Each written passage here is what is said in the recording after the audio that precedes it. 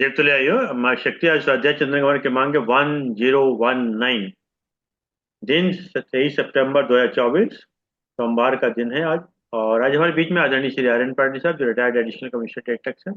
आपका जो विषय है वो श्रीमद् भागवत में चतुर स्कंद वक्तव्य 2। आप ज्यादा समझ लें तो आदरणीय आर्यन पांडे साहब से निवेदन करते हैं कि आज का उद्बोधन जारी करें। आदरणीय पांडे ओ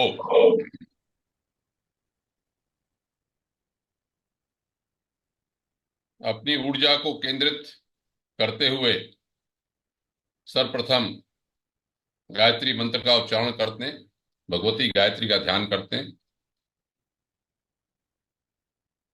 ओम भो भुवः स्वः तत्सवितुर्वरेण्यं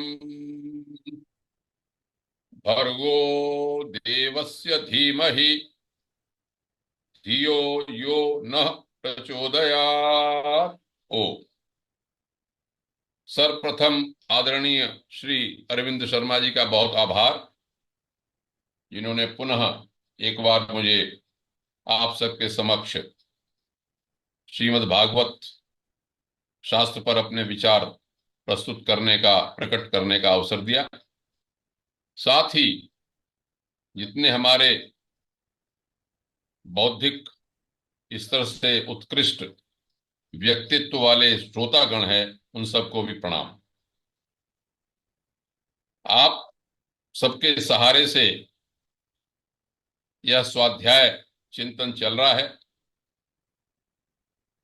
ये एक दुर्लभ चीज जो सत्संग की है, वह आप सबके सहयोग और माध्यम से हम लोगों को उपलब्ध हो रही है।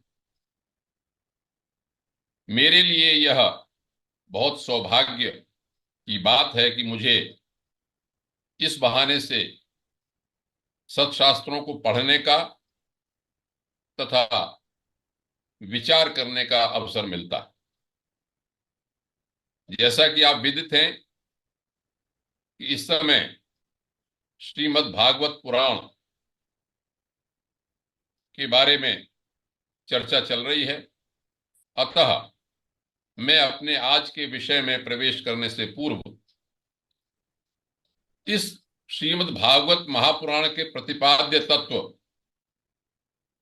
भगवान श्री कृष्ण तथा उनके वक्ता परमहंस सुखदेव को मैं प्रणाम करता हूं और उनको प्रणाम करने के लिए मंगलाचरण के रूप में दो श्लोकों का उच्चारण करता हूं। सच्चिदानंद रूपाय विश्वोत्पत्त्यादि हेतवे तापत्रय विनाशाय श्री कृष्णाय वयं नुमः। यं प्रव्रजन्तमनुपेतमपेत कृत्यं द्वैपायनो विरह कातर आजुहाव। पुत्रेति तन्मयता तरवोभिनेदुस्तं सर्वभूत हृदयं मुनिमानतोऽस्मि। आदरणीय श्रोतागण, जैसा कि पिछले वक्तव्यों से यह विदित है कि हम ब्रह्मा जी द्वारा की गई सृष्टि के बारे में विचार कर रहे हैं। सूत जी शौनकादि ऋषियों को बता रहे हैं कि किस तरह से इस सृष्टि का विस्तार हुआ। संक्षेप में हम यह बता चुके हैं कि पहले ब्रह्मा जी के 10 मानस पुत्र हुए, मरीचि, अत्रि, अंगिरा, पुलस्त्य, पुलह, भृगु, कृतु, वशिष्ठ, दक्ष और नारद। इसी के साथ ही साथ यह भी बताया कि ब्रह्मा जी ने जब मैथुन वाली सृष्टि प्रारंभ की तो एक जोड़ा उत्पन्न हुआ मनु और शतरूपा का। उनके 5 संतान हुई, 2 पुत्र प्रियव्रत और उत्तानपाद तथा 3 कन्याएं आकुति, देवहूति और प्रसूति। देवहूति कर्दम ऋषि को ब्याही गई, जहां कपिल जी हुए, उसका आख्यान हो चुका। आकुति रुचि प्रजापतियों को विवाही गई थी, उसके बारे में बताया संक्षेप में। यज्ञ दक्षिणा का विस्तार हुआ, 12 पुत्र हुए, तोष पतोष इत्यादि। अब यहां से तीसरी जो कन्या है प्रसूति, उसकी वंश परंपरा के बारे में आज बताएंगे। प्रसूति का विवाह दक्ष प्रजापति से हुआ, जो इनके जो मैंने नाम लिए मरीचि, अत्रि इत्यादि, उसमें दक्ष भी उनके पुत्र हैं, ब्रह्मा जी। दक्ष प्रजापति के बारे में इस तरह से विस्तार हुआ। दक्ष शब्द भी है कुशल, प्रजापति माने संतान पैदा करने वाला। उनके बारे में यह है कि उन्होंने 16 कन्याएं उनकी उत्पन्न हुई। बहुत सुंदर। अब इसको समझिए, देखिए आगे जैसे विवरण आएगा कि दक्ष कर्मकांड वाले, यज्ञ करने वाले व्यक्ति प्रजापति हैं, प्रजा का विस्तार करने वाले, गृहस्थाश्रम में रहने वाले। तो इनकी जो 13 कन्याएं थी वो धर्म को विवाहित हुई। कहने का अर्थ ये हुआ कि धर्म का विस्तार हुआ। नाम भी आप सुन लीजिए, धर्म की पत्नियां या 13 कन्याएं कौन है, उससे आपको लगेगा ये श्रद्धा, मैत्री, दया, शांति, तुष्टि, पुष्टि, क्रिया, उन्नति, बुद्धि, मेधा, तितिक्षा, रीझ जिसे लज्जा कहते हैं, और मूर्ति, ये धर्म की पत्नियां हैं। कहने का अर्थ ये यहां पर बताना चाहते हैं कि धर्म का विस्तार भी हुआ दक्ष प्रजापति के कारण। एक पुत्री उन्होंने अग्नि को दी, एक समस्त पितृगण को अपनी पुत्री दी, और एक भव को। आज का जो प्रकरण रहेगा वह दक्ष प्रजापति, उनकी कन्या सती और भव माने शंकर के बारे में रहेगा। यहां पर हिंदी में अर्थ तो शंकर किया है, लेकिन पहले जो उनका संस्कृत में नाम दिया वो दिया भव। भव कहते हैं संसार को, भव कहते हैं उत्पन्न करने वाले, उत्पत्ति के लिए। तो यहां पर इशारा ये है कि दक्ष प्रजापति ने जो कन्या दी अपनी, वो एक ऐसे आशय से दी जो कि संसार की उत्पत्ति करे, आगे चलाए।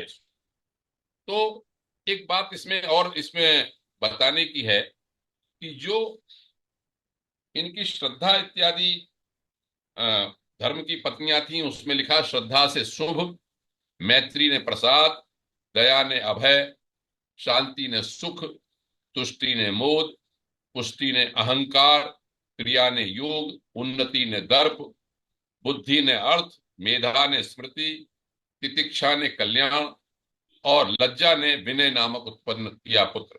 कहने का अर्थ ये जो समझ में आता है, जो धर्म की जो पत्नियां हैं उनसे जो जो प्रभाव होते हैं, जो जो मनुष्य में लक्षण होते हैं, वो सब इसमें लिखे गए।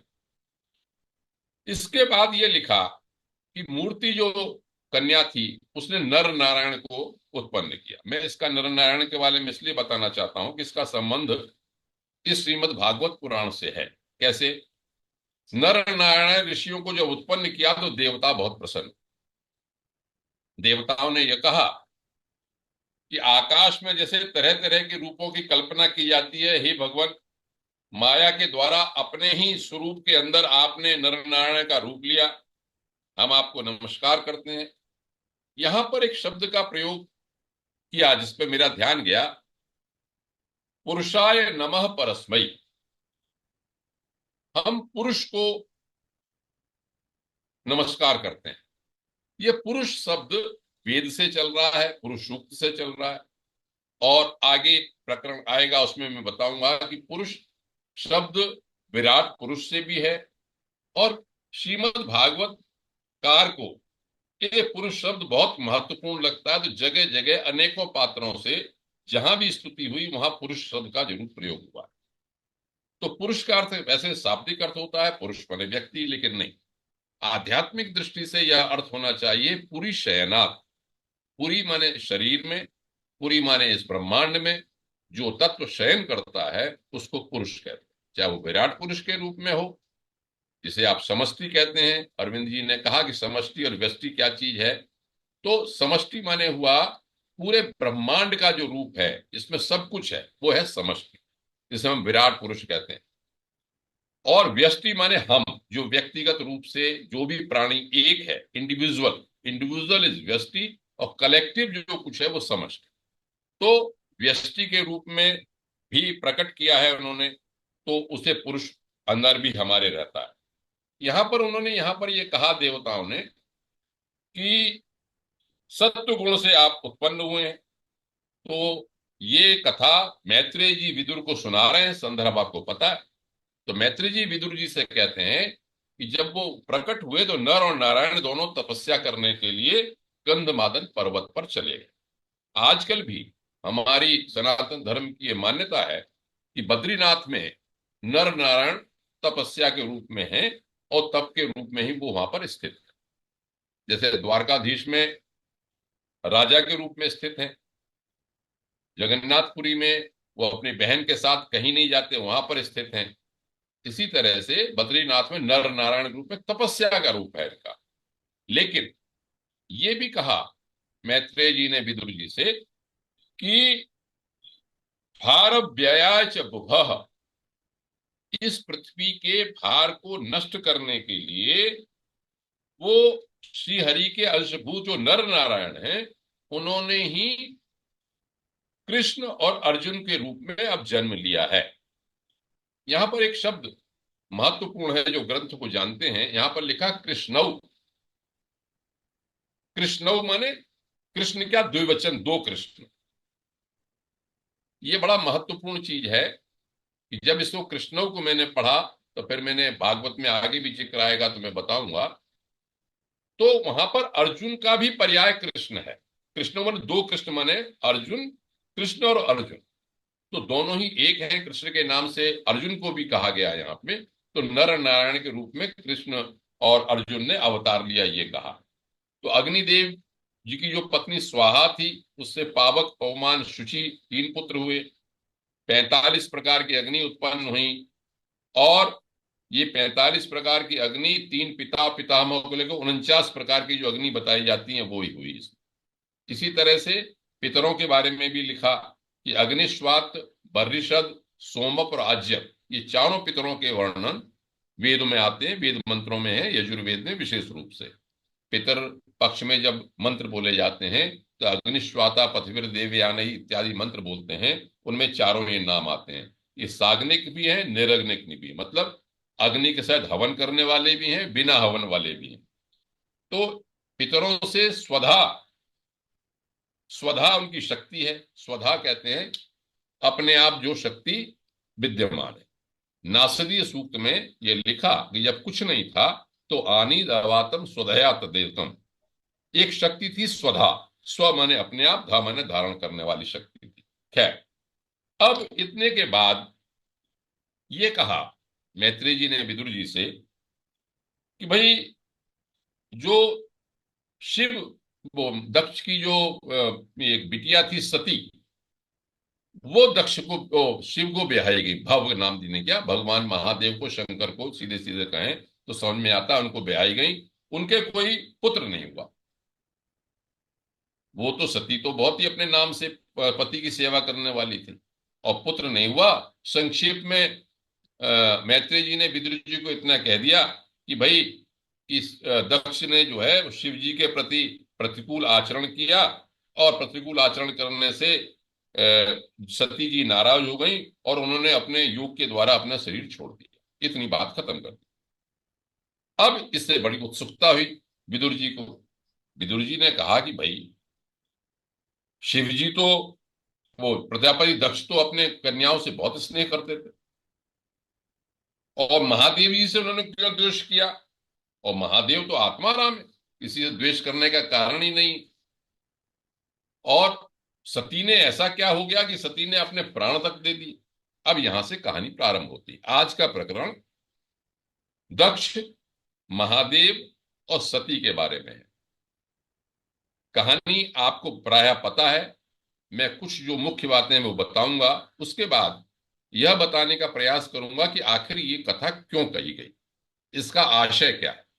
कहने को तो मैं आपसे बिल्कुल ये कह दूं कि 2 लाइनों में वे दक्षिण के यहाँ महादेव का अपमान हुआ, सती वहां पर गई, उनका भी अपमान हुआ, सती ने अपना त्याग कर दिया होगा। लेकिन श्रीमद् भागवत पुराण का अगर ये कथा कहने का क्या आशय रहा होगा, तो थोड़ा विस्तार करते हैं इस कथा का। जो जो इसमें बात लिखी है वो आपके सामने में रखता हूं। इसमें ये लिखा है, यहां पर शुरुआत है कि एक बार प्रजापतियों के यज्ञ में सारे देवता और मुनि मुनि सब आए हुए थे। वहां पर ब्रह्मा जी और महादेव जी भी बैठे हुए थे। ब्रह्मा जी, ध्यान रखें, दक्ष के पिता हैं। तो कहते हैं दक्ष प्रजापति का आगमन हुआ। दक्ष राजा की तरह से है, प्रजापति है, सब प्रजा की सृष्टि करने वाला है, सब मतलब जैसे एक हेड होता है उस तरह से है। तो जब वो राजा दक्ष प्रजापति आए सभा में, तो सारे लोगों ने अपने आसनों से उठ के अभ्युत्थान किया, उनका स्वागत किया। 2 लोग नहीं उठे, ब्रह्मा जी नहीं उठे और शंकर भगवान नहीं।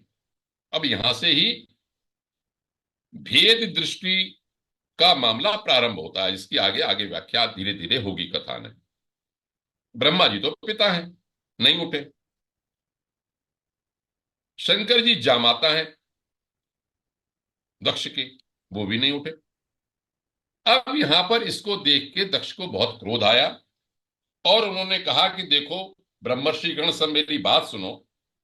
मैं कोई द्वेषवश नहीं कह रहा हूं, शिष्टाचार के लिए कह रहा हूं कि मेरी पुत्री को मैंने इसको विवाह है, तो एक तरह से ये मेरे, यहां पर लिखा एष में शिष्यताम प्राप्तो, मैंने अपनी पुत्री को जो विवाह दिया, हिंदी में तो अर्थ किया कि मेरे पुत्र की तरह से हो गया, लेकिन संस्कृत में लिखा है कि शिष्य की तरह से हो गया है। तो कम से कम इसको खड़ा नहीं हुआ तो स्वागत करता, प्रणाम करता, वाणी से तो मेरा अभिवादन करता, लेकिन इसने नहीं किया। तो अब क्रोध आके उनके बारे में कमी बताने लगे।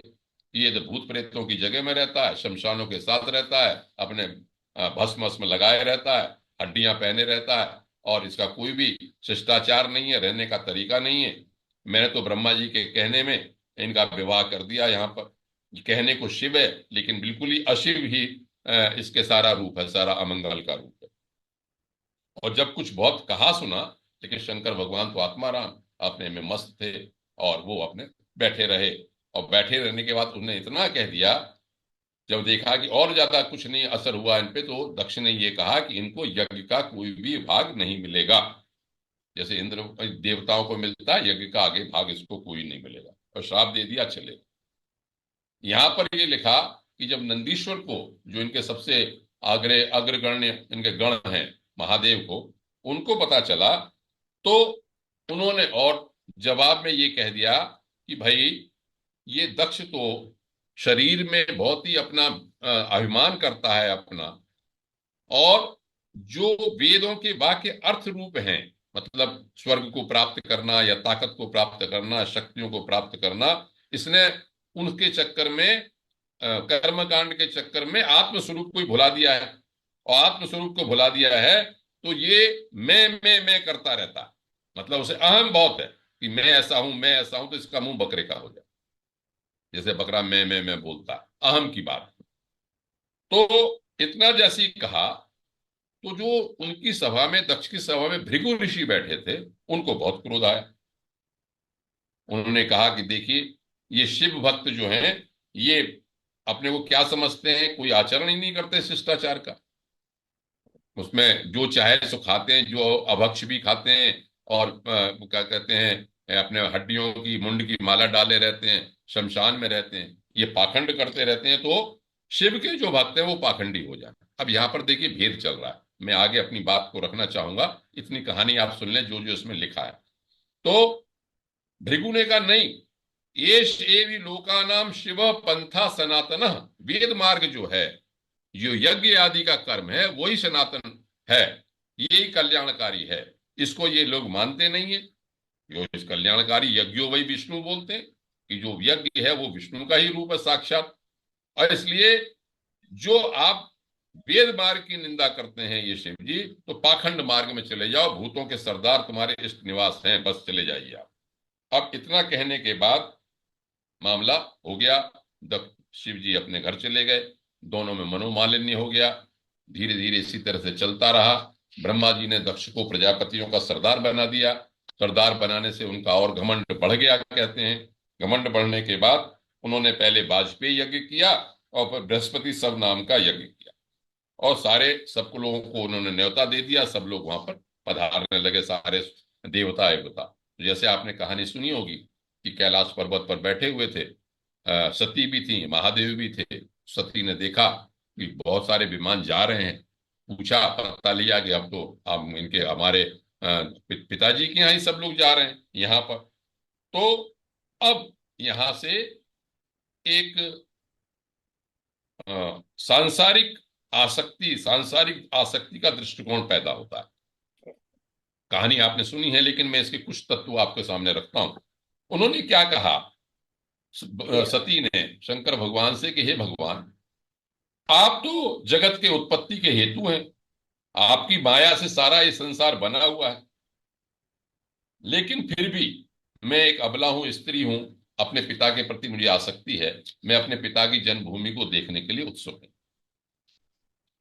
एक तर्क दिया उन्होंने, जो सांसारिक तर्क है। ये तर्क ये दिया कि पति, गुरु, माता पिता के यहाँ तो हम बिना बुलाए भी जा सकते हैं, वहां पर ही कोई जरूरी नहीं है कोई बुलाए। तो हे भगवान, आप मुझे प्रसन्न होके आप ये हाँ कर दें। भगवान शंकर तो सब जानते थे, वो हंसे और बोले। अब उन्होंने अपने जो तर्क दिए थे सती ने, वो दे हम परिवारी जनों के लिए भी ये तर्क हो सकते हैं, इसलिए मैं आपको ये सामने रखता हूं। उन्होंने कि देखो भाई, हम अपने बंधुजन के यहाँ बिना बुलाए तो जा सकते हैं, लेकिन तभी जाना चाहिए जब वो हमसे द्वेष न रखते हो, उनको देहाभिमान न हो।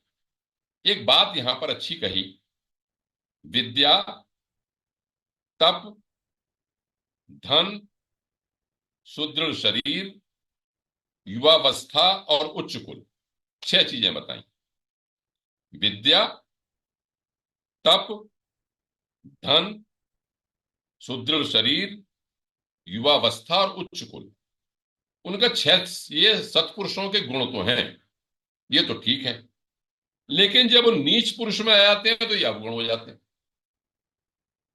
क्योंकि उससे उनका अभिमान बढ़ जाता है, विवेक शक्ति नष्ट हो जाती है, दृष्टि दोष युक्त हो जाती है। वो महापुरुषों का प्रभाव ही नहीं देख पाते। इसलिए आप ऐसे किसी बांधव के यहां मत जाओ, नहीं जाना चाहिए, जहां आपको उनके पास ये सब चीजें, विद्या, तप, धन, सुदृढ़ युवावस्था, सब कुछ उनके पास कोई भी इनका गुण हो, और वो आपको द्वेष भरी निगाह से देखें, क्या होगा? वो ही कहते हैं शंकर भगवान वहां कह रहे हैं, सती को समझा रहे हैं, उससे हम लोगों को शिक्षा एक तरह से दे रहे हैं कि और किसी चीज से चोट लगने से भी उतनी तकलीफ नहीं होती जो कि कुवाक्यों से होती है। अगर किसी ने आपको दुर्वचन बोल दिए तो उससे जो पीड़ा होती है वो हमेशा ही पीड़ा बनी रहती है, दिन रात बेचैन रहेंगे, आपको हमेशा जिंदगी और याद रहेगा, उसने मुझे अपमानित किया था, सबके बीच में ये वाक्य कहा था। चलिए, उन्होंने कहा कि अब महादेव जी कह रहे हैं कि आप तो ये कह सकते हो कि मैंने आदर क्यों नहीं किया आपके पिताजी का सभा में। सभा में मैं बैठा रहा और आदर नहीं किया, इसलिए आपके पिताजी मेरे से गुस्सा हो गए। तो उन्होंने कहा कि देखो भाई, प्रणाम करना, सम्मुख जाना, नम्रता कराना, ये लोक व्यवहार में परस्पर किया जाता है। तत्वज्ञानी के द्वारा तो बहुत अच्छी तरह से करते हैं हम लोग।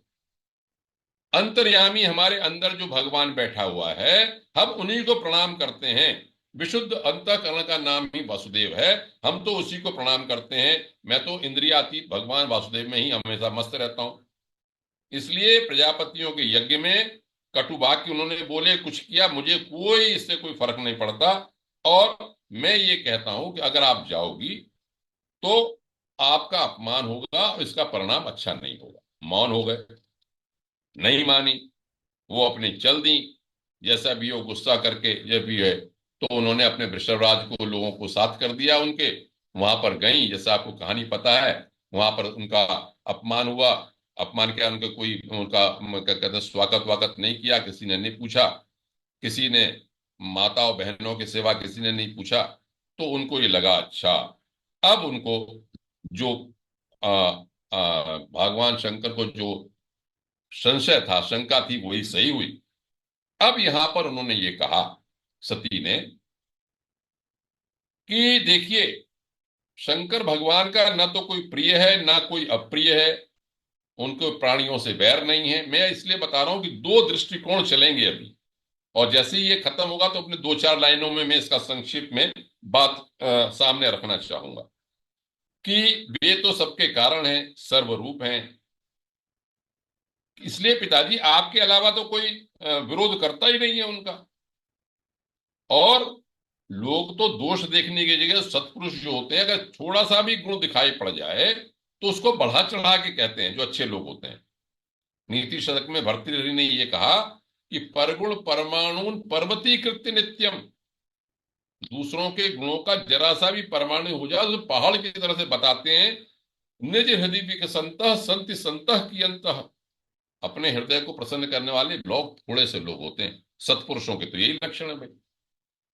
और शिव तो ऐसा नाम है कि अगर एक बार निकल जाए मुंह से तो वो पापों को सबको नष्ट कर देता है। और आप उसी शंकर से आपका द्वेष करते हैं। और जब ये कहते हैं कि, आप कहते हैं कि वो नाम मात्र के शिव हैं, उनका वेश अशिव मंगल रूप है, ऐसा नहीं है। वो जिस जगह रहते हैं इतने पवित्र हैं कि लोग, देवता लोग भी ये सोचते हैं कि इनकी कृपा हमको मिले। लेकिन अब एक बात कही, जो उसके लिए मैं इस बात को यहीं बीच में कह रहा हूं, यहां पर ये दो जो विचारधाराएं हैं, ये दो व्यक्तित्व हैं, दक्ष और शिव, ये दो विचारधाराएं हैं। उसके बारे में ये इससे स्पष्ट होता है, जो सती ने इससे के मुंह से कहलवाया कि देखिए, मनुष्य को चाहिए कि वो अपने धर्म मार्ग में रहे। प्रवृत्ति, यज्ञ ने बताया, देववेदों ने बताया, यज्ञ याग आदि जो केवल यज्ञ करते हैं। एक है जिसे मैं स्पष्ट दर्शन के रूप में कहूं तो मीमांसा, यज्ञ करना, इसको यहां पर कहा प्रवृत्ति मार्ग, वेद ने यह भी बताया। और एक है निवृत्ति मार्ग, श्रम दम वाला। तो सती के मुंह से कहलवाया कि हे पिताजी, ये दोनों बिल्कुल विपरीत हैं एक दूसरे के। वेदों में दोनों ही बातें कही गई हैं, क्योंकि यजुर्वेद जो है वो अंत में 40वां अध्याय तो उसका ज्ञान का है। तो ये मानते हैं ज्ञानी लोग की कर्म कांड की समाप्ति ज्ञान में हो जाती। तो परस्पर विरोधी होने से एक ही व्यक्ति के द्वारा दोनों आचरण नहीं किए जा सकते। ऐसा नहीं होगा कि यज्ञ यागादि भी करे और ज्ञानी भी, वैरागी भी हो जाए। या तो वो यज्ञ यागादि में अपना आस्था रखेगा या अपना विराग में, निवृत्ति मार्ग में रहेगा। और हम लोग तो आत्मज्ञानी हैं, मतलब हम माने सती और क्या कहते हैं शंकर, दोनों अलग नहीं। एक शब्द है शिव। देखिए, शिव की एक व्याख्या में ये पढ़ रहा था कि शी का मतलब लिखा सर्वांते अवशिष्ट। सब कुछ जब खत्म हो जाता, जो बचा रहता है वो शी है। और वह से है वमनाथ वामा, और उसको जो प्रकट करती है, जो जिसके सहारे से रहता है, वो वामा है, वामा शक्ति है।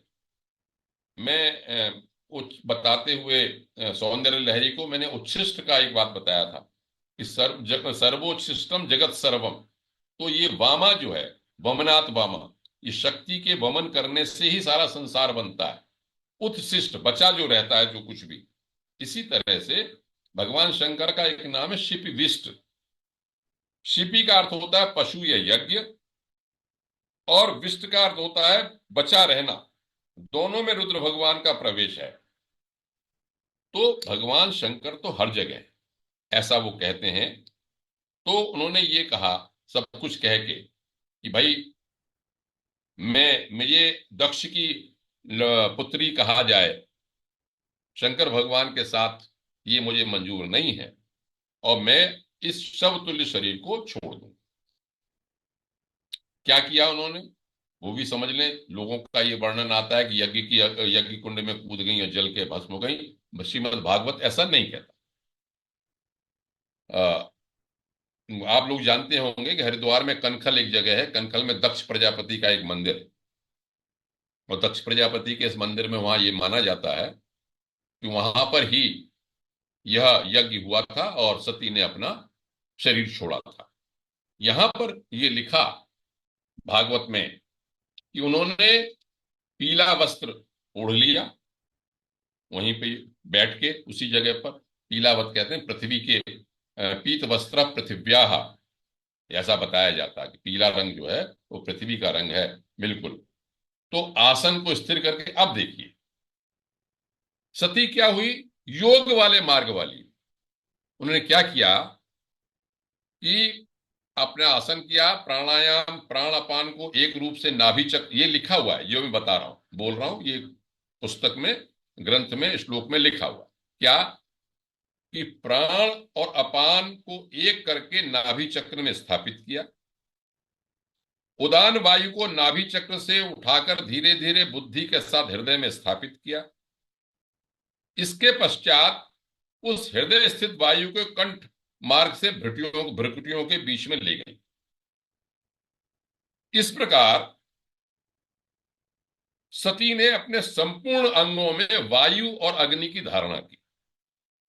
योग, प्रबल योग देखिए।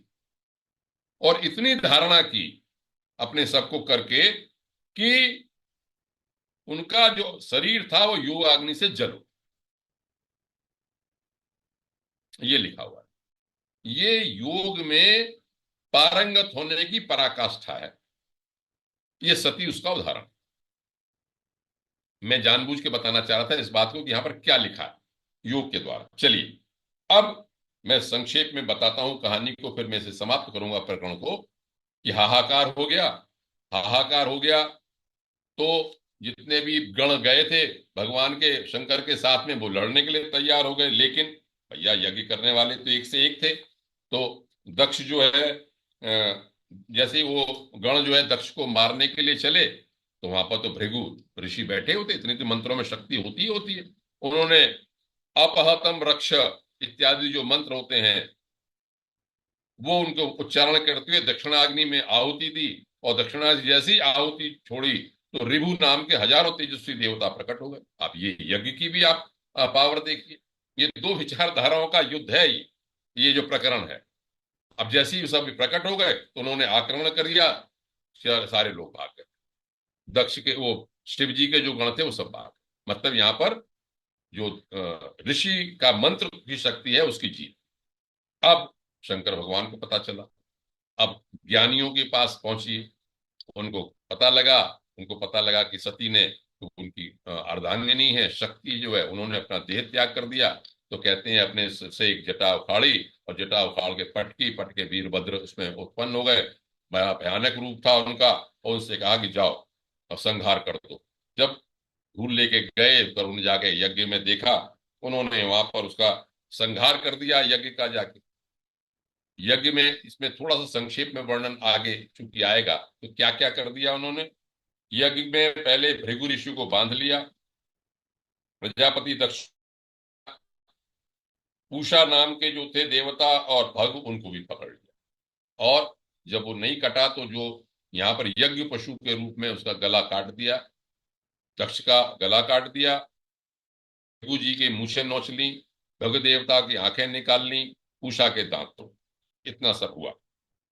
अब क्या हुआ, जब पता चला ब्रह्मा जी को कि भाई ये तो यज्ञ नष्ट हो गया है और शंकर भगवान गुस्सा हो गए हैं, तो वो शंकर भगवान ब्रह्मा जी गए और देवताओं के साथ शंकर भगवान को मनाने के लिए गए वहां पर। और वहां पर काफी उनकी सारी उनकी बात कही कैलाश पर्वत पर जाके। और कैलाश पर्वत पे जाके ये कहा कि देखो भाई, कि मैं जानता हूं आप यहाँ पर बड़ी अच्छी बात है, ये समझने की बात है, इसलिए मैं बता रहा हूं जाने त्वमीशम विश्वस्य जगतो योनि बीजयो। मैं ये जानता हूं, ब्रह्मा जी कहते हैं कि आप संपूर्ण जगत के स्वामी हैं, विश्व की योनि शक्ति और उससे परे शिव, एक रस आप ही हैं। शिव और शक्ति का योग है। महादेव और सती अलग अलग नहीं रह सकते। प्रकृति और पुरुष, शिव और शक्ति का एक ही रूप है। मकड़ी की तरह, जैसे मकड़ी अपने जाले को बनाती है और निकाल देती है और खा भी लेती है, उसी तरह से आपने आपने तो वेद को भी प्रकट किया, आपने यज्ञ को भी प्रकट किया, आपने दक्ष को भी प्रकट किया है सब। लेकिन यहां पर मतलब की बात जो आगे इससे व्याख्या होगी वो ये है कि भेद बुद्धि के कारण लोग कर्मों में ही आसक्त हैं। जिनका मन दिन रात दूसरे की उन्नति को देखकर कुढ़ा करता है, दुर्वचनों को, चित्त को दुखाया करते हैं, वही भेद बुद्धि के कारण अपने नाश को प्राप्त होते हैं। लेकिन भगवान, आप तो उनमें भी कृपा करते हैं, उनको भी कृपा कीजिए और आप ऐसा करो कि दक्ष जीवित हो जाएं, भृगु भग देवता को नेत्र मिल जाएं, भृगु जी के दाढ़ी मूछ आ जाएं और पूषा के पहले ही जैसे दांत निकल जाए। तो चलिए, सब ये हुआ तो उन्होंने कहा शंकर भगवान ने कि तो माया से मोहित ये थे, दक्ष जैसे नासमझ लोग थे, उन्हें भेद बुद्धि थी, देहाभिमान था, वो बात समझते नहीं है, अपने केवल कर्म कांड में ही समझते हैं कि सब कुछ वही है, गृहस्थ में आसक्त हैं। इसलिए मैंने कहा, तो उन्होंने कहा चलो भाई, दक्ष प्रजापति के सिर पे तो बकरे का सिर लगा दो, आ जाएगा। भगदेव जो है वो भगदेव जो है वो मित्र देवता के नेत्रों से देखेंगे। पूषा पिसा हुआ अन्न खाने वाले हैं, तो यजमानों के यजमान जो खाएंगे वो पूषा को मिलेगा। इसी तरह से सब लोग जो हैं अपने, और भृगु जी के बकरे की दाढ़ी मूछ आ जाए। उन्होंने कह दिया सब ठीक हो जाएंगे। बात ये हो गई, सब कुछ हो गया, सब कुछ ठीक हो गया। और उस यज्ञ को करो। यज्ञ का विधान नहीं माना, मतलब ये नहीं किया कि विधि को खत्म कर दिया। अब यज्ञ का जैसे ही प्रारंभ किया दक्ष ने, श्री हरि का ध्यान किया, हरि प्रकट हो गए। यहां पर एक बात थोड़ी सी ध्यान देने की है कि यज्ञ यहां पर जो हरि प्रकट हुए वो चार भुजाओं वाले नहीं, वो आठ भुजाओं वाले हैं। कहने को तो सब लोग भागवतकार कह के निकल जाते हैं कि हरि भगवान प्रकट हो गए, लेकिन ये आठ भुजाएं लिखी हैं। मैं आगे श्रीमद् भागवत में एक और दो प्रकरण, प्रचेताओं का और प्रकरण आगे है, जहां की भगवान विष्णु के चार हाथ आते हैं, सुनो, शंख चक्र गदा पद्म। लेकिन यहां पर आठ हाथ हैं। शंख चक्र गदा पद्म के अलावा धनुष बाण खड्ग और ढाल। ऐसा मैं मानता हूं कि और प्रकरण बताऊंगा कि जहां पर भी सृष्टि की बात आती है, संसार की बात आती है या यज्ञ की बात आती है, वो अष्टधा प्रकृति के बारे में है। आठ हाथ है प्रकृति के बारे में, तो यहाँ पर आठ का रूप दिखाए। चलिए, इसके बाद दक्ष ने, ऋतुजों ने, सदस्यों ने, रुद्र ने, भृगु जी ने, ब्रह्मा जी ने, इंद्र ने, याज्ञिकों की पत्नियों ने, ऋषियों ने, सिद्धों ने, यजमानों की पत्नियों ने, लोकपालों ने, योगेश्वरों ने, वेद ने, अग्निदेव ने, देवताओं ने, सब ने अलग अलग इनकी, गंधर्वों ने, विद्याधरों ने, सब इनका स्तुति की। ब्राह्मण ने अंत में की। ब्राह्मण क्या कर, थोड़ी सी बात संक्षेप में बताता हूं। ये कहा कि त्वम क्रतुस्त्वम हविस्त्वम हुताशा स्वयं, भगवान आप ही यज्ञ हैं, आप ही अभी। ये मैं इसलिए कह रहा हूं कि गीता में यही कहा कि अहम स्वधा भी, सब में, सब कुछ मैं ही हूं। क्रतु मैं भी मैं ही हूँ, सुधा भी मैं ही हूँ, सब कुछ मैं हूँ। सेम बात ब्राह्मणों ने यहाँ पर ये कही कि आप ही यज्ञ हैं, आप ही हवि हैं, आप ही यज्ञ हैं, मंत्र भी आप हैं, समिधा भी आप हैं, सब कुछ आप हैं, यज्ञ भी आप है, संकल्प भी आप है। तो आप तो हम पे प्रसन्न होइए। और प्रसन्न होके भगवान ने कहा कि बिल्कुल ठीक बात है। जब भगवान प्रसन्न हो गए तो उन्होंने कहा अहम, अब यहाँ पर समावेश की बात आती है, जो मैं इसका प्रकरण का जो बताना चाहता हूं वो बात अब सुनो। भगवान के कहने से भगवान ने कहा अहम ब्रह्माच सर्वश्च जगत कारणम परम। जो भगवान प्रकट हुए यज्ञ के समय में उन्होंने कहा कि जगत का कारण मैं ही हूं, मैं ही ब्रह्मा हूं, मैं ही महादेव हूं, मैं सबका आत्मा, ईश्वर, साक्षी, ब्रह्म स्वरूप, उपाधि स्वरूप हूं। बड़ी स्पष्ट बात यहां पर भागवतकार लिखते हैं भगवान जी के माध्यम से। त्रयाणाम एक भावानाम यो न पश्यति वै भेदाम। अर्थ ये कि हम ब्रह्मा विष्णु महेश्वर तीनों स्वरूप एक ही हैं, संपूर्ण जीव रूप हैं, जो कोई भी इसमें भेद नहीं करता। सर्वभूतात्मानाम ब्रह्मन स शांति अधिगच्छति। मैत्रेय जी कह रहे हैं कि भगवान ने ये कहा कि जो हम में भेद नहीं देखता वही शांति को प्राप्त करता है। एक बात अब कह दिया कि दक्ष ने कि भाई रुद्र को अपना जो यज्ञ शेष रूप है वो भाग मिलेगा। कहने का मतलब यह है कि जो यज्ञ शेष बचता है वो किसी का अपना नहीं, आप रोक नहीं सकते उसे। यज्ञ से शासना संतो मुच्यंते सर्व किल्बिषः। गीता कहती है कि जो देकर खाता है वही पुण्य को कमाता है, वरना अगर कोई अपना स्वयं ही खाता रहे यज्ञ शेष को तो पाप का भागी होता है। तो यज्ञ जो है पूर्णतया परार्थ किया जाना चाहिए, तभी यज्ञ का सब मामला है।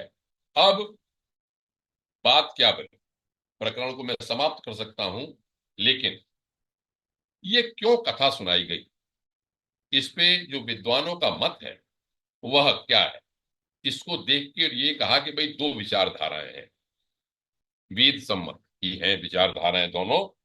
एक तो मीमांसा, जिसका दक्ष जो है प्रतीक है, यज्ञ कर्म। मीमांसा दर्शन के बारे में आपने सुना होगा, शंकराचार्य का भी उनसे क्या कहते हैं वो मंडन मिश्र से इस बारे में शास्त्रार्थ हुआ था, ये भी मैंने आपको बताया था। तो जो वेद यज्ञ वाले लोग हैं, यज्ञ दृष्ट्वा स्वर्गतिम प्रार्थयन्ते, यज्ञ वाले केवल वो कहते हैं नहीं वेदों में तो लिखा यज्ञ, आप यज्ञ कीजिए, कर्मकांड कीजिए, कर्म कीजिए, उसी से सब कुछ हो जाएगा, बस सब प्राप्ति उसी से होनी है। लेकिन एक दूसरा मार्ग है ज्ञान, उसके प्रतीक हैं यहां पर शिव, जो नित्य बुद्ध शुद्ध सबके रूप में है, उसी रूप में जो देखते हैं अपने में आत्मा राम है, अपने में मस्त हैं, उनके लिए कोई भी कर्म की अपेक्षा नहीं, क्योंकि वो अपने में हमेशा स्थित हैं, अपने भगवान को ही देखते हैं। वेदांती लोग जो हैं, ये शिव जिस मार्ग पर हैं ज्ञानी, वो कहते हैं कि नहीं भाई वेदों का जो अंत है वो ज्ञान, पर्यवसान वेदों का जो है वो ज्ञान। यजुर्वेद का अंतिम अध्याय मैंने बताया ज्ञान ईशावास्य उपनिषद के रूप में आया। तो एक तरह से यह प्रकरण मेरे विचार से या मैंने जो विद्वानों से सुना है, वो कर्म और ज्ञान, कर्म प्रधान है ज्ञान प्रधान है, इन दोनों का द्वंद्व है। गीता क्या कहती है कि चार तरह के लोग मुझको भजते हैं। हे अर्जुन, कृष्ण कह रहे हैं कि आर्तो जिज्ञासु अर्थार्थी ज्ञानी च भरतर्षभ।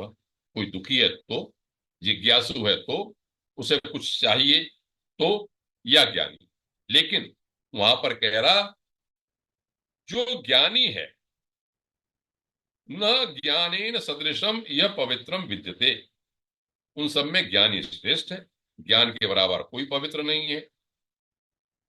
उन्होंने कहा ज्ञानाग्नि जिस तरह से आग जला देती है सारी लकड़ियों को, इस तरह से ज्ञान रूपी अग्नि भी सारे कर्मों को समाप्त कर देती। ये तो कहा कि श्रद्धावान लभते ज्ञानम, श्रद्धावान ज्ञान को प्राप्त करता है, गीता की बात है। लेकिन कैसे, तत्परः संयतेन्द्रिय, लगातार लगा रहे और इंद्रियों को संयम करने वाला। तो दो मार्ग हो गए, इसीलिए यहां पर विरोध हुआ, एक भेद बुद्धि, एक अभेद बुद्धि। दक्ष को गलत फहमी के कारण, अभिमान के कारण ये हुआ कि नहीं मैं हूं, ये मेरा, इसने प्रणाम नहीं किया मुझको। वो थे कि अपने आत्माराम थे। दोनों के बीच में बात चली, ये समस्या खत्म कैसे हुई, इसमें आ गए बीच में सती। योग, योग अग्नि से अपने शरीर को छोड़ दिया, उन्होंने कहा मैं कर्म कांड के उसमें पड़ती ही नहीं, मैं तो उसमें संपर्क नहीं रखती, योग अग्नि से अपने शरीर को त्याग। परिणाम क्या हुआ कि भगवान प्रकट हुए और उन्होंने ये कह दिया कि भाई तीनों में कोई भेद नहीं है, कोई भी भेद नहीं, भेद बुद्धि जो रखेगा उसका परिणाम ठीक नहीं है, बस। असली बात यह है कि भेद बुद्धि नहीं रखनी है, भेद बुद्धि रखने वाला जो है समाप्त हो जाएगा। इसी तरह से इसमें ये लिखा बाद में कि भगवान शंकर का यज्ञ शेष रूप में भाग से यजन किया। यजन करने के बाद उन्होंने सोमपा देवताओं का भी यजन किया, यज्ञ का संहार किया, यज्ञ उनका सफल हुआ। इस तरह से सीधी सी बात यह है कि जो यज्ञ इसलिए करता है कि ये मेरा है सब कुछ, मैं चाहूं तो अपना यज्ञ शेष दूसरे को रोक दूं, जैसा दक्ष ने किया, यज्ञ शेष शिव को नहीं मिलेगा। नहीं, यज्ञ करने वाले का यह अधिकार नहीं। यज्ञ शेष परार्थ, यज्ञ परार्थ होना चाहिए। यज्ञ का अर्थ मतलब ही यही है कि आप इधर नमम बार बार कहते हैं, ये मेरा नहीं है। तेन त्यक्तेन भुंजीता कहते हैं कि त्याग के तार भोग करें। ये सब भी जब बात होती है तभी हमारा यजन समाप्त हो, हमारा यजन सफल होता है, पूरा होता है। भगवान भी तभी प्रसन्न होते हैं जब हम दूसरों के लिए करते हैं, भेद बुद्धि नहीं रखते। इस प्रकार आज का प्रकरण में आगे ध्रुव के प्रकरण में जाना चाहता था, जाएंगे समाप्त करते समय। तो आज का जो वक्तव्य है उसका टाइटल यही रहेगा कि दक्ष प्रजापति और शिव की कथा है, सती की कथा है। एक तरह से यह मीमांसा दर्शन और वेदांत दर्शन की कथा है, ज्ञान की, या दूसरी शब्दों में कहें तो कर्म मार्ग और ज्ञान मार्ग की कथा। एक तरह से ये कहें कि द्वंद्व है दोनों में, लेकिन इसका उत्तर यही है कि भेद बुद्धि जो रखता है वह अनिष्ट को प्राप्त होता है, संशय को प्राप्त होता है। यहां पर यह भी बात स्पष्ट कर दी कि दोनों मार्ग अलग अलग हैं। आप यज्ञ मार्ग और ज्ञान मार्ग दोनों की सोच अलग है। आप ये नहीं कह सकते कि एक आदमी यज्ञ भी करेगा और ज्ञान मार्गी भी होगा, ऐसा इसमें लिखा। तो जो भेद अभेद बुद्धि हो जाएगी जिसकी कि नहीं भाई, हमारा सब संसार में है, हम यज्ञ भी भगवान के लिए कर रहे हैं, सब प्राणियों के हित के लिए कर रहे हैं, ये सबके लिए ही है, तो वो भेद बुद्धि समाप्त हो गई वहां पर। सर्वभूत हिते रतः, गीता जिसको कहती है, तो वही बात होनी चाहिए। मेरे ख्याल से जो मैंने जितना समझा इस प्रकरण का यही अर्थ है, तो यही समझाने के लिए यहाँ पर ये प्रकरण को बताया। और इस प्रकरण के बाद में उन्होंने ये कहा कि हे मैत्रेय जी कह रहे हैं बुद्धदेव जी से कि मैंने उद्धव जी से ये बात सुनी थी, क्योंकि वो बृहस्पति जी के परम भागवत शिष्य थे। उद्धव जी से मुख से सुना था और कहा कि यह पावन चरित्र यश और आयु को बढ़ाने वाला, पाप पुंज को नष्ट करने वाला है। जो पुरुष भक्ति भाव से इसका प्रतिदिन श्रवण और कीर्तन करता है वो उसकी पाप राशि नष्ट होती है। मेरे विचार से श्रवण कीर्तन करने के साथ साथ जब हम ये समझ लेते हैं कि हम किसी भी मार्ग को चलें, आप दूसरे से द्वेष नहीं करें, अभेद बुद्धि रखें, सब प्राणियों में हमारी आत्मा हो, जो इसका श्रीमद् भागवत का मूल भाव जो है कि सर्वभूतेषु आत्म, सारे प्राणियों में अपना भाव जब रहेगा तब हमारा कल्याण होगा। तो भेद बुद्धि हम में न रहे, अभेद बुद्धि हो, सब प्राणियों में एक ही हम परम तत्व को देखें, चाहे हम किसी मार्ग से चलें। इसी का इस प्रकरण का ये आशय है। और यह कह के कि हमारे अंदर भी ऐसी बुद्धि भगवान करें कि हम चाहे तो शंकर हो, चाहे वो दक्ष हो, चाहे कर्मकांडी हो, चाहे याज्ञिक हो, सब प्राणियों के लिए कल्याण करने की बात सोचें। ऐसा हमारी बुद्धि भगवान दे। इसको कह के मैं आज के प्रकरण को समाप्त करता तो धन्यवाद आदरणीय आनंद पंडित साहब। सभी लोग अनम्यूट हैं, फिर बाद में दो शब्द हमारे एक हिस्से के साथ बोलेंगे। किसी की कोई जिज्ञासा, कोई प्रश्न बनता है तो आदरणीय पांडे साहब से पूछ सकते हैं। प्रणाम पांडे जी। प्रणाम। प्रणाम। मैं सिर्फ एक चीज जानना चाहता हूँ, ये हूँ। प्रणाम प्रणाम। क्या वहीं से शुरू हुआ था? मतलब भेद बुद्धि तो खत्म करने के लिए जरा मुझे भगवान अब जो, वो प्रश्न सुनाई नहीं पड़ रहा। हाँ। भगवान तो भेद बुद्धि खत्म करने की बात कह गए थे, लेकिन फिर वैष्णव और शैव का जो एक तरह से मतभेद चलता रहा, बहुत दिनों तक, बहुत दिनों तक चलता रहा, उसका क्या इसी में ओरिजिन था? उसमें इसी में यहीं से शुरू हुआ था। इस यहाँ पर तो समाप्त कर दिया एक तरह से। फिर भी तो हम देख रहे हैं कि बहुत अब ये तो सहवाई। अनुयायियों के ऊपर है, मुझे तो जितना समझ में आया वो रखा। देखिए, नहीं नहीं, वो तो जैसे ठीक बार है। बार ये कहते हैं कि सब एक है, सब एक है, यहाँ पर तो ये लिखा है इसमें सब एक है। शंकर शंकराचार्य जी ने भी तो एक बताया ही, एक है, सब बता दिया, सब एक है। लेकिन फिर भी ये चलता क्यों रहा, यही नहीं समझ में आता। सनातन में ये दो ये भेद हमेशा चलता रहा। ये अनुयायियों की अपनी अपनी वही भेद बुद्धि है, इसीलिए सब चल रहा है, इसीलिए ग्रंथ है। बार बार समझो इस बात को, और क्या है। आप जैसे लोग, देवऋषि जैसे लोग, अरविंद शर्मा जी, सब समझते हैं कि सब एक है। अब तो कहते हैं सब एक है। जैसे तुलसीदास ने कहा था कि दोनों में भेद नहीं है, निर्गुण सगुण ही कछु नहीं भेदा। राम और शिव, उन्होंने कहा राम शिव को भजते हैं, शिव राम को भजते हैं। तो वो सब बताई बात में कैसे हुआ, क्या हुआ, अपना अपना। शैव मत में भी बड़ा जब, पता नहीं आपने पढ़ा होगा, मैंने शैव मत के बारे में पढ़ा है। बड़ी शाखाएं प्रशाखाएं हैं, बहुत जबरदस्त।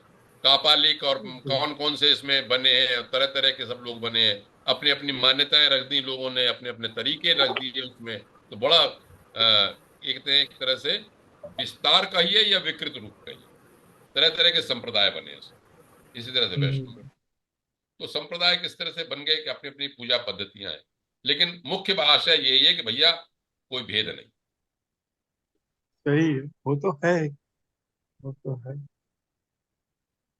हाँ जी, चलिए। आज तो आपने इतने सूत्र दिए हैं, मतलब एक छोटी छोटी इतनी अच्छी बातें बताई हैं आपने। जी। तो ये कमाल है। जैसे कि अंत में ये कहा, दक्ष व शिव विचारधारा को युद्ध है, और एक मीमांसा है और दूसरा ज्ञान मार्ग है, दोनों तत्व हैं। और सत्पुरुषों के लक्षण आपने बताए हुए, अणुगुणों को पहाड़ जैसा बना देता है। क्या बात है। तो ये हम हमें ये चीजें लानी है जीवन में, है भाई। ये एक बड़ा गुण है, एक वर्च्यू है बहुत बड़ी। और एक बड़ी बात बताई हुई, दो मार्गों पे नहीं चल सकता, जब प्रवृत्ति मार्ग पे चलेगा या निवृत्ति मार्ग पे चलेगा। ये भी बहुत। और ये प्रसंग बहुत अच्छा लगा, योग अग्नि द्वारा देह दाह कैसे किया। ये सुनने में पहली बार, ऐसा योग पहली बार सुना। एक मुझे वो याद था, कौन सी एक थी जिसने जो दधीची। जो ऋषि जिसने अपने रूप बदल लिया था। दधीची ने अपना देह दान, अस्थि दान किया था, देह दान हाँ कर जी, दिया। हाँ जी, हाँ जी, हाँ जी, बिल्कुल बिल्कुल बिल्कुल। और ये बहुत बहुत अच्छी बात कही। और एक जो छोटा सा पूछना, आपने बोला ये सब सुन के परमात्मा भगवान प्रकट हुए। अब भगवान किस रूप में प्रकट हुए, ये नहीं आपने बताया। देखिए, जो ये हम ग्रंथ वैष्णव का आधारित ग्रंथ है, ये तो मैं पहले ही कहा।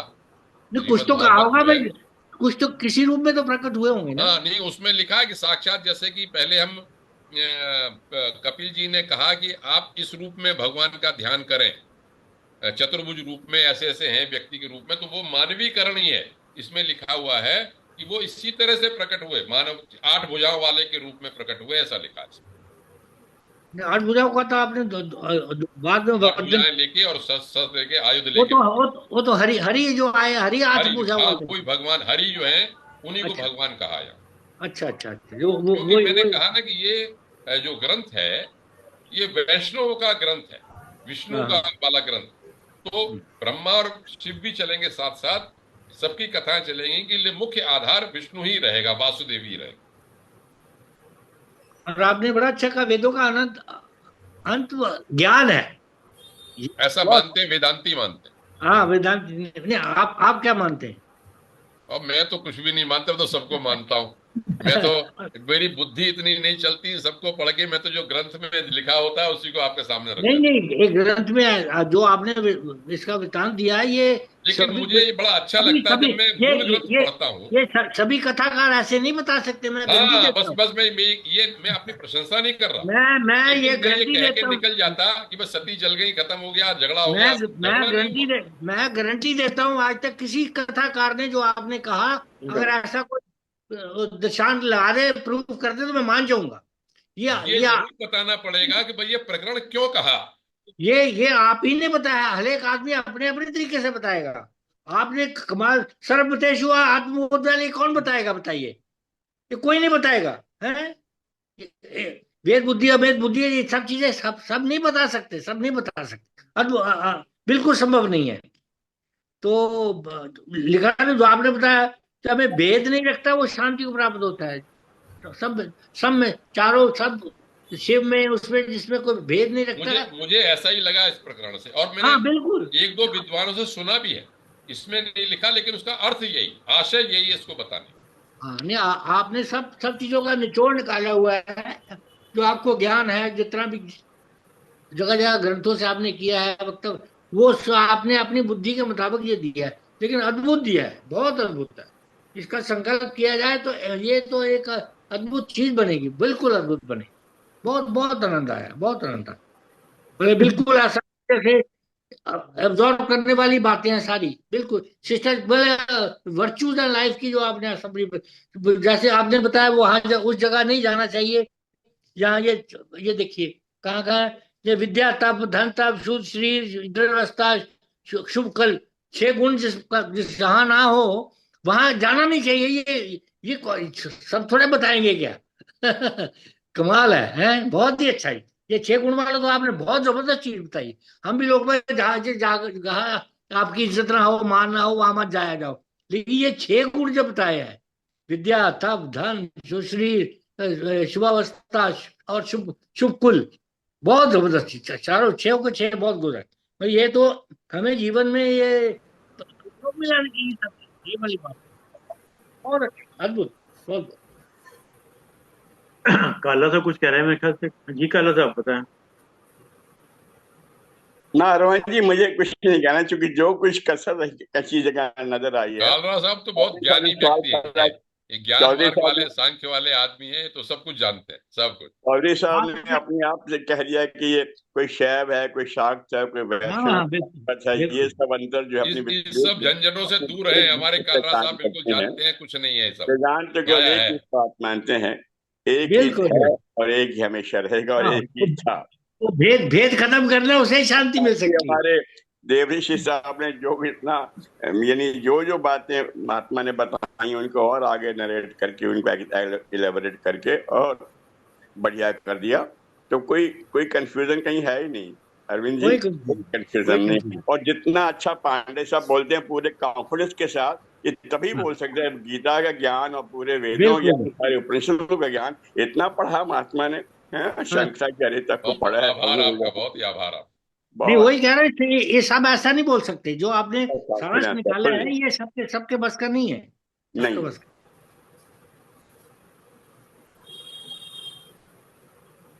चलिए साहब, आदरणीय शेखर साहब। धन्यवाद अरुण शर्मा साहब, आपने मुझे अवसर दिया बोलने का। आज का उद्बोधन बहुत बढ़िया था। मुश्किल मुश्किल चीज़ों को उन्होंने आसान ढंग से समझाया। और मतलब इनकी शैली बड़ी अजीब है, बहुत ही सुंदर शैली है। बहुत मतलब कि डिफिकल्ट प्रकरण को भी आसानी से बताते हैं, समझाते हैं। तो मतलब कि मेरे पास शब्द ही नहीं है इनका मतलब कि धन्यवाद करने के लिए। फिर मैं धन्यवाद भी कर सकता हूँ उनका, कोट कोट धन्यवाद। परमात्मा इनको और भी बख्शीश दे, और ताकि ये फलते फूलते रहे, हमें भी अपना ज्ञान देते रहे। बहुत बहुत धन्यवाद बहुत पांडे अच्छा। साहब का, बहुत बहुत धन्यवाद। आभार आपका, आप इसी तरह आशीर्वाद देते रहिए मुझे, मैं आपके सामने अपनी बात रखता रहूंगा जितना कोशिश करूंगा। सुंदर। बहुत बहुत धन्यवाद आदरणीय शेखर साहब, बहुत बहुत धन्यवाद आदरणीय अरुण पांडे साहब, आपने समय निकाल के अपना कीमती समय दिया। और जूम के लोगों का विशेष रूप से धन्यवाद कि आपने समय निकाल समय दिया। और जैसा कि एक विचार के साथ 3 बार आप ओम के साथ अपनी बात समाप्त करते हैं। पहला विचार पांडे जी से, और दूसरा विचार देवऋषि जी का। पहला विचार ये है कि आपको ऐसी किसी भी जगह से अपने आप को फौरन दूर कर लेना चाहिए जहां आपको ये महसूस हो कि आपकी कोई कीमत नहीं। बढ़िया से। आपको ऐसी किसी भी जगह से अपने आप को फौरन दूर कर लेना चाहिए जहां आपको ये महसूस हो कि आपकी कोई कीमत नहीं। बिल्कुल ठीक। अब आदरणीय देवऋषि साहब जो शुद्धि शुद्धि करते हैं उन पर विचार। सुख कितनी और दुख की अनुभूति का स्रोत कीमती। बाहरी नहीं है। हम्म, सुख और दुख की अनुभूति का स्रोत बाहरी नहीं है, इसलिए धन सुविधाएं ला सकता है परंतु सुख नहीं। जी, बहुत बढ़िया। इसलिए धन सुविधाएं ला सकता है परंतु सुख नहीं। सुख और दुख की अनुभूति हमारे विचारों पर आधारित होती है। बेशक बेशक। सुख और दुख की अनुभूति हमारे विचारों पर आधारित होती है। अच्छे विचार सुख अनुभव कराते हैं और बुरे विचार दुख की अनुभूति कराते हैं। और लास्ट टाइम जो देवी विशेष आप कहते हैं वो उस पर है, अतः सदा सुख अनुभव करने के लिए अपने विचारों को शुद्ध करें। वाह बिल्कुल बिल्कुल, अपने विचारों को बहुत सुंदर। शुद्धि शुद्धि शुद्धि शुद्धि। वाह हमारा तो मंत्र ही है, एक गायत्री की शुद्धि है। आई 3 बार उनका उच्चारण करते हैं।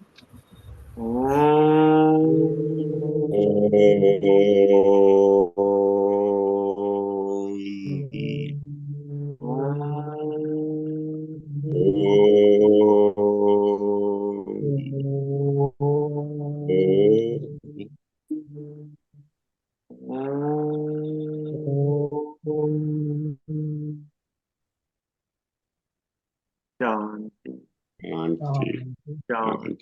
शांति। सभी प्रणाम, सभी प्रणाम। धन्यवाद। मैं तो वही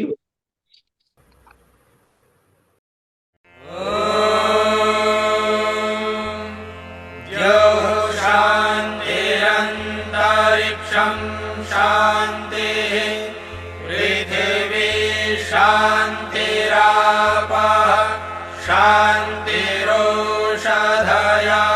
शान्तिः वनस्पतयः शान्तिर्विश्वे देवाः शान्तिर्ब्रह्म शान्तिः सर्वं शान्तिः शान्तिरेव शान्तिः सा